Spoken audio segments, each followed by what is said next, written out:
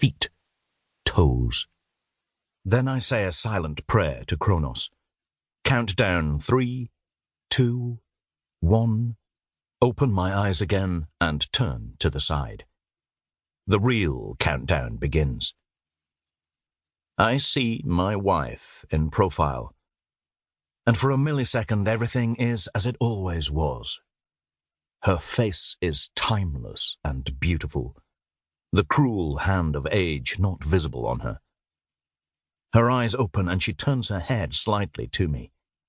I see the smile in her eyes. Then the diagnostic barrel begins to move. Stay still, beautiful. Stay still, I say, trying to keep the panic from my voice. She doesn't, or can't, hear me. Confusion is written across her face. This diagnostic bar has passed over her body hundreds of times, and yet here, now, she doesn't recognize it. It is alien and violent. What else would she do but fight it? She tries to sit up. I concentrate on keeping my breathing and heart rate level and even. I'm no help to her if I'm shut down as well. Rose, darling, keep still for a minute. It won't hurt you. She looks at me, and I see a blankness in her eyes that means she can't place me, that I don't fit into her understanding of the world as it is now. I wonder where she is, which version of Rose she is now, and realize she must be young enough to not really know me. A little bit of my heart snaps off. I love her, and always will. The young, flighty girl, the old woman she is now, and everything in between. And right now she isn't sure who I am. I swallow my hurt. It doesn't do either of us any good. The only thing I can do for her now is to stop her panicking and stop her being put back to sleep. Rose, please, my love, stay still. It will be over before you know it.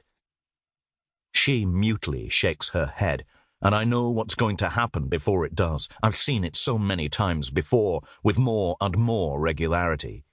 She snatches at the electrodes that are attached to the side of her head and yanks them free, staring at them in her palm. They're as unknown as the tube and the diagnostic bar to her. She simply doesn't understand what is happening. I make a shushing noise, attempting to calm her, but also to keep myself calm. I still don't know what the cutoff point is, what the limit is they'll tolerate. Despite the amount of times we've been through this, I couldn't say what heart rate triggers the tranks. She sits bolt upright. The barrel bounces off her back as it attempts a pass. She looks down at her naked body, and I know what she sees, an old woman, whereas her mind is hidden in the youth of her past. Her mouth opens in a horrified "oh," and she begins to scream. It can only last a few seconds, as it always does, but it cuts through me and continues long enough to terrorize me. I will never get used to this. I never want to get used to this. Then the light literally goes off in her eyes. It's as if someone has pulled the plug or flicked a switch and turned the lights out. Her body hangs for a moment, held up by its own skeleton.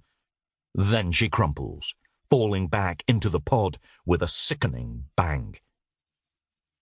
Rose lies inert as the diagnostic finishes its pass and settles back in the pod. With effort, I force myself to sit up, feel pins and needles in my head as my old body strains for balance after so long spent horizontal. Gripping the pod, I swivel my body and right myself. The world is solid, my mind confused. Logically, I know where I am and what I have to do, but my consciousness is struggling with sleep lag.